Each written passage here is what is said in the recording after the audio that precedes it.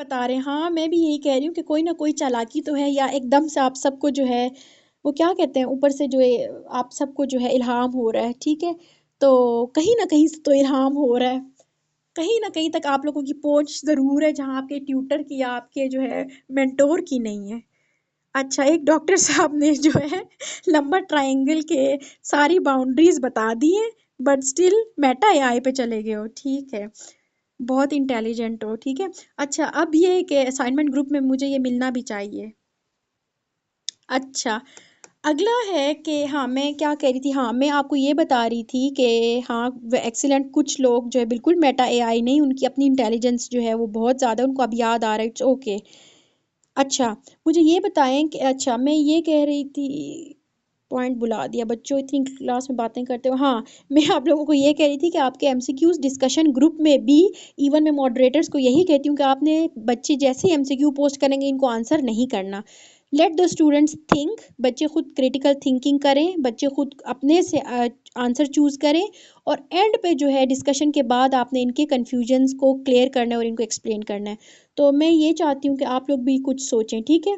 बेशक मुझे कभी कभी यही फील होता है कि हम बहुत ज़्यादा स्पून फीडिंग करा रहे हैं अपनी एकेडमी में आप लोगों को, ऐसा ही है ना। मतलब कि क्या पॉइंट ठीक नहीं है, विच इज़ इनकरेक्ट, डॉक्टर साहब।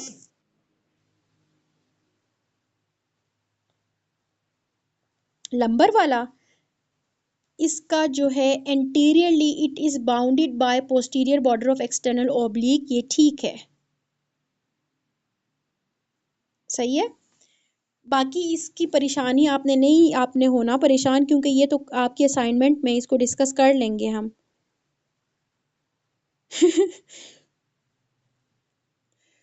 अच्छा, अब आगे आ जाओ बच्चों, बातें बहुत करते हो।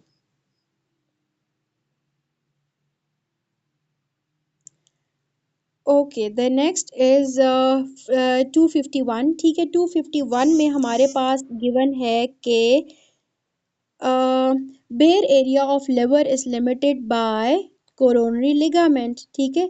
बेयर एरिया ऑफ लिवर, हमें पता है लिवर हमारी बॉडी का सेकंड लार्जेस्ट ऑर्गन है, ठीक है। फर्स्ट लार्जेस्ट ऑर्गन कौन सा है?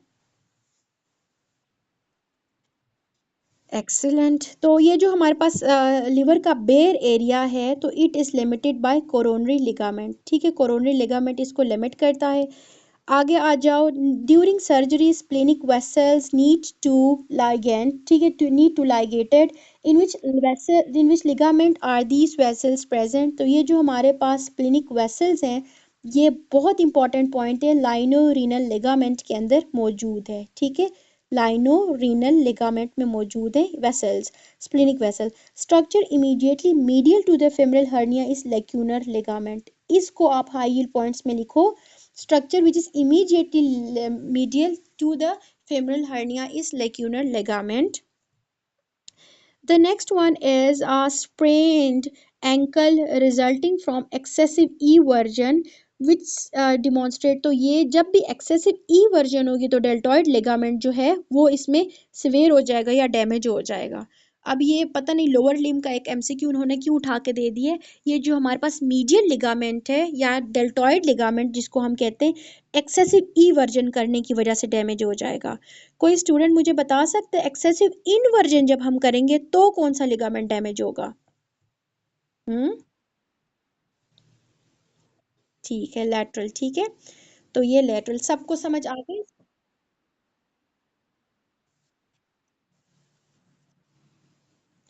ओके है, ठीक है। अगला है vessels of the base of the bladder lies in which ligament, तो डोर्सो लैटरल लिगामेंट। अगर हमारे पास यूरिनरी ब्लैडर देखें हम, ठीक है, तो उसके बेस पे जो हमारे पास वेसल्स मौजूद हैं, तो वो किस लिगामेंट के अंदर मौजूद हैं? वो डोर्सो लैटरल लिगामेंट में ये वेसल्स मौजूद हैं। क्लियर है? आगे करते हैं, अब थोड़ी स्पीड पकड़ लेते हैं। वेसल्स कौन सी होती हैं? ब्लैडर की वेसल्स। ब्लैडर के लिए हम एक नाम यूज करते हैं, बताइए मुझे। ब्लैडर, ये जो हमारे पास यूरिनरी ब्लैडर है, इसके लिए कौन सा, क्या नाम यूज करते हैं हम?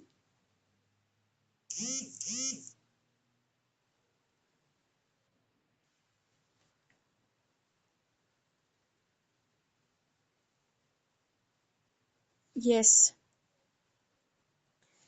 सिस्टिक, ठीक है। तो इसकी वेसल्स का नाम भी इधर ही से डिराइव हो जाता है, ठीक हो गया।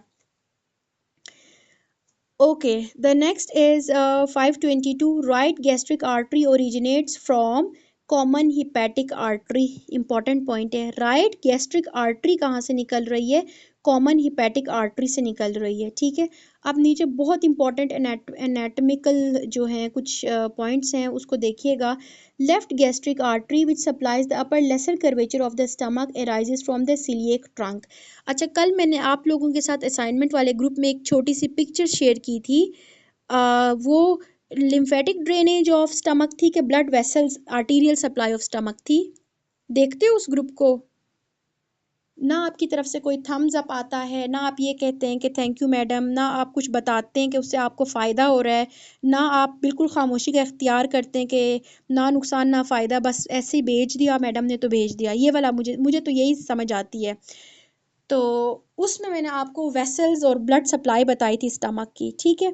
अब नीचे देखो हमारे पास स्टमक ड्रॉ हुआ हुआ है, ठीक है, और इसमें आर्टीरियल सप्लाई को बड़े अच्छे तरीके से एक्सप्लेन किया हुआ है। अब ये जो laser curvature of the stomach है ना, ठीक है, laser curvature of the stomach को कौन सी आर्टरी सप्लाई कर रही होती है? लेफ्ट गैस्ट्रिक आर्टरी सप्लाई कर रही है, ठीक है। लेफ्ट गैस्ट्रिक आर्टरी जो है वो left laser curvature of stomach की तरफ अपनी ब्रांचेस देती है जो कि इसकी ब्लड सप्लाई करता है। अब ये लेफ्ट गैस्ट्रिक आर्टरी कहाँ से आती है? ये आती है ऊपर सीलिएक ट्रंक से। क्लियर है? ठीक है।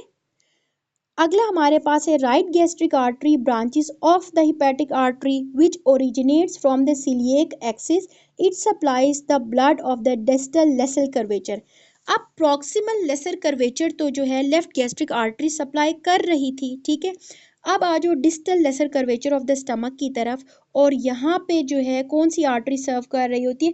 राइट गैस्ट्रिक आर्टरी सर्व कर रही है, ठीक है। राइट गैस्ट्रिक आर्टरी जो है वो distal part of lesser curvature of stomach को देती है, और ये आर्टरी खुद कहाँ से निकल रही होती है? ये हिपैटिक आर्टरी से निकल रही है, ठीक है। ये हिपैटिक आर्टरी से निकल रही है, क्लियर है। और ये हमारे पास distal end of lesser curvature of stomach को सप्लाई करती है। The next one is left gastroepiploic artery branch of the short gastric vessels. It comes from the splenic and therefore it originates from the celiac axis. अब अगर आप आ जाओ short gastric vessels की तरफ जो कि सप्लाई करती हैं हमारे splenic region of the stomach, ये जो स्टमक का एरिया है जो स्प्लीन की करीब करीब लाया करता है, इस सारे एरिया को शॉर्ट गैस्ट्रिक आर्टरी सप्लाई करती है, ठीक है। अब ये शॉर्ट गैस्ट्रिक आर्टरी कहाँ से आ रही होती है? यहाँ पे स्प्लीन मौजूद होता है ना, तो स्प्लीनिक आर्टरी से छोटी छोटी शॉर्ट गैस्ट्रिक आर्टरीज जो हैं वो निकलती हैं जो ग्रेटर कर्वेचर ऑफ स्टमक को सप्लाई कर रही हैं, ठीक हो गया। ओके, लेफ्ट गैस्ट्रिक है, स्प्लेनिक है और कॉमन हिपैटिक आर्टरीज। अगर आप तीन बड़ी आर्टरीज के नाम याद रखो तो डॉक्टर हमाद एक्सीलेंट, उन्होंने हमें इस चीज़ को सम अप कर दिया कि ये याद कर लो, ठीक है। बाकी अब आपका अगला आप लिखें, आपकी जो असाइनमेंट है आप भेजोगे ब्लड सप्लाई ऑफ स्टमक भेजोगे। कल मैं भेज चुकी थी तो आप लोगों ने उसकी तरफ कोई कान नहीं धरे, ठीक है। अब आज आप लोग भेजोगे, ठीक है, जो बाकी सबको भी हेल्प करेगा। अगला है कि लेफ्ट गैस्ट्रोएपिप्लॉइक आर्टरी ब्रांचेस और from the short gastric arteries and it comes from the splenic and therefore it, यही चीज़ है बस, इसमें और कुछ भी नहीं है। एक और चीज़ जो आपने याद रखनी है, ठीक है, मुझे ये बताओ कि जो ग्रेटर कर्वेचर ऑफ स्टमक है उस पे कौन सी दो आर्टरीज आपस में एनास्टमोस कर रही हैं? कोई बता सकता है? पिक्चर को भी देख लो। एक्सीलेंट, ठीक है। यहाँ पे आके एनास्टोमोस हो रही है हमारे पास लेफ्ट गैस्ट्रो एपिप्लॉइक आर्टरी, और राइट गैस्ट्रो एपिप्लॉइक आर्टरी जो है यहाँ पे ग्रेटर कर्वेचर पे आपस में एनास्टोमोस करती हैं। एक्सीलेंट। ओके, आ जाएं जी, अब हम एमसीक्यूज प्रैक्टिस कर लेते हैं, ठीक है। शुरू करें।